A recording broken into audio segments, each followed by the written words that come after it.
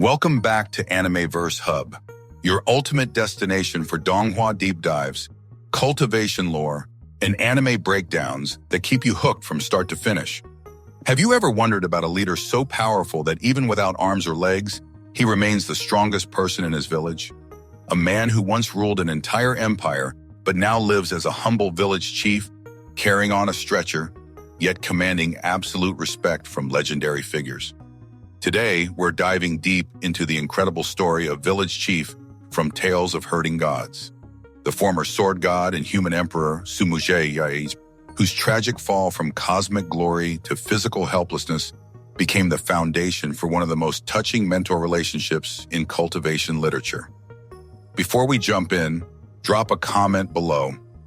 What's more impressive, ruling an empire with ultimate power, or guiding a child with wisdom earned through suffering?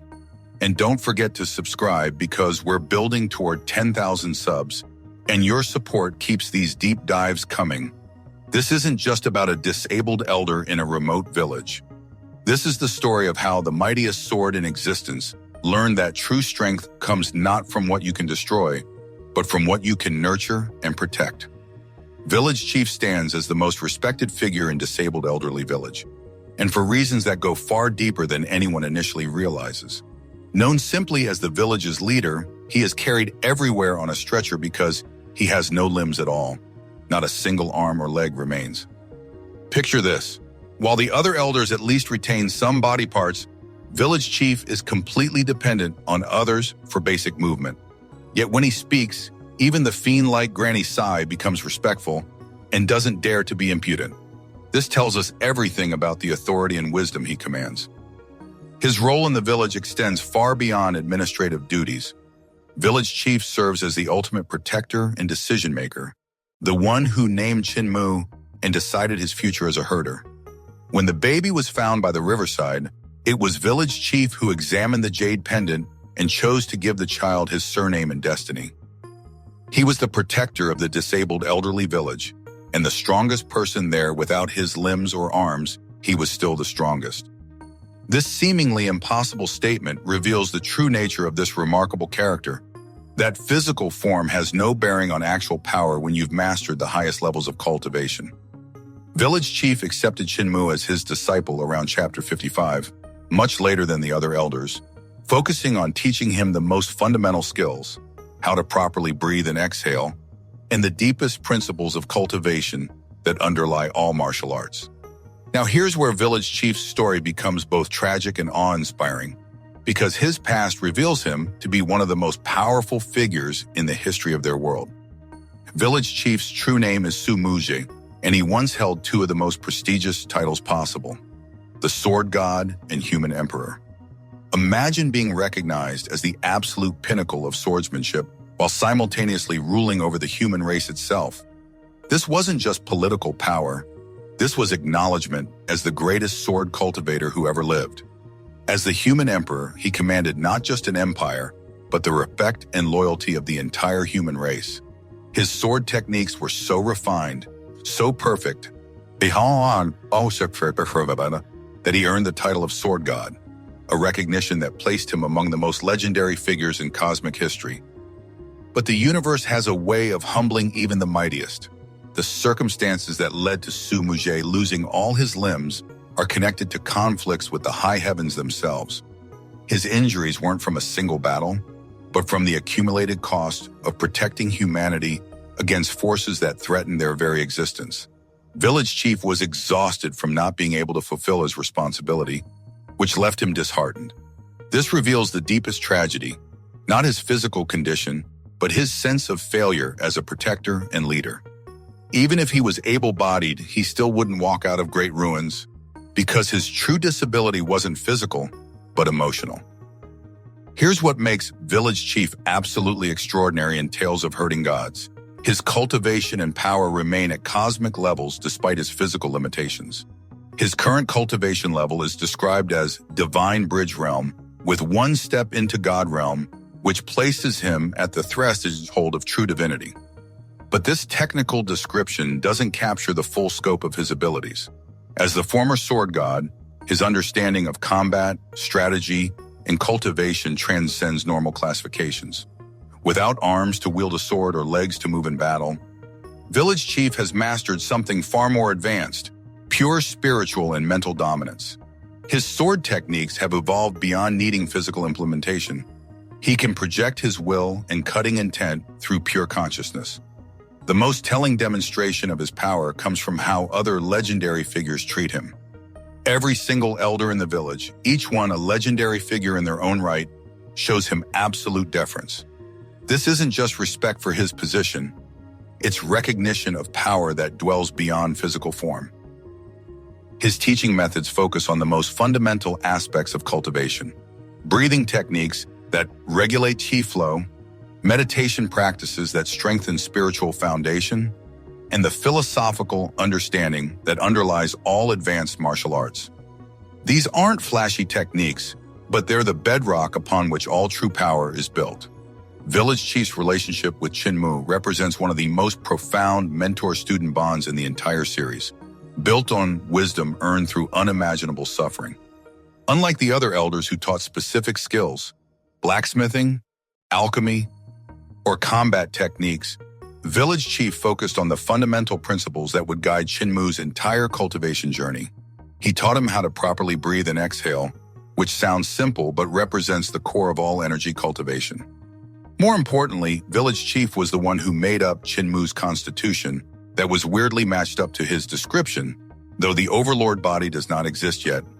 Now it does. This reveals his incredible foresight and wisdom. He created the conceptual framework for Qin Mu's growth, even when the Overlord body was initially a kind lie told to give the village hope.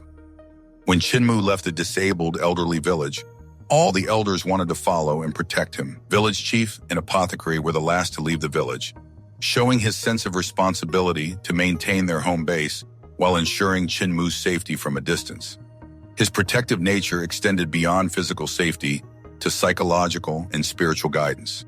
Village Chief understood that Qin Mu would face challenges that would test not just his power but his character.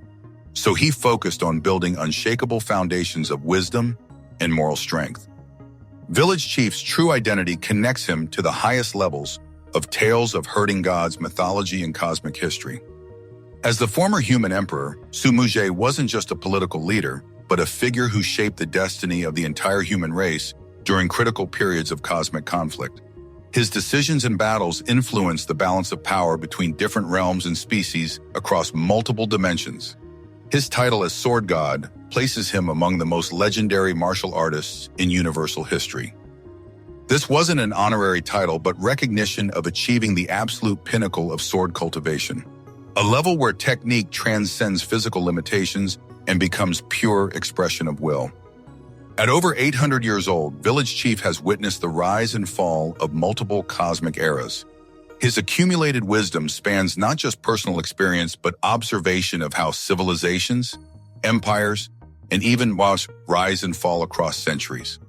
His presence in great ruins isn't exile, but strategic positioning.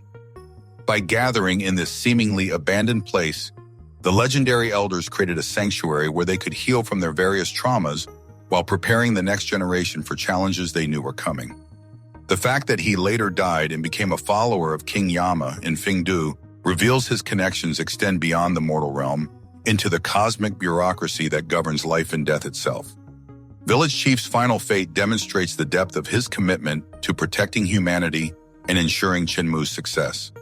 He died of exhaustion with his fight with the high heavens, and he finally was left at ease when he saw Qin Mu fighting the gods from high heavens. This shows that his entire existence was focused on preparing for threats he knew would eventually come and training Qin Mu to face them. His last words were incredibly powerful. "I am a god of war, I will never fall." Even in death, even after losing everything physical that once made him mighty, his indomitable will remained unbroken.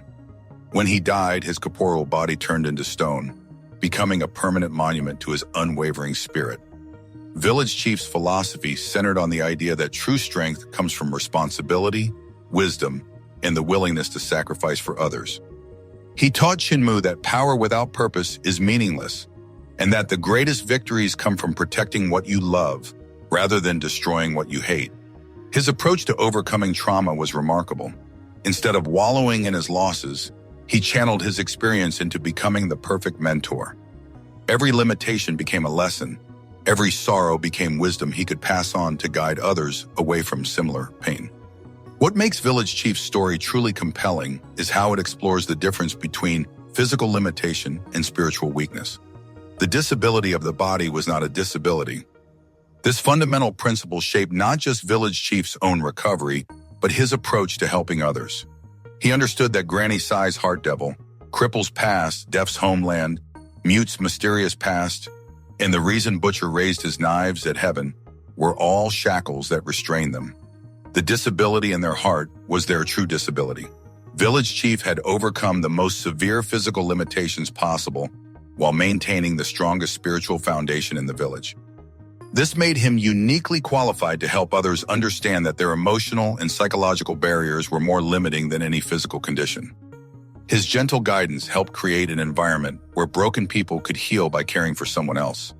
The village's collective focus on raising Qin Mu gave each elder a purpose beyond their own pain, and Village Chief orchestrated this healing process with masterful wisdom.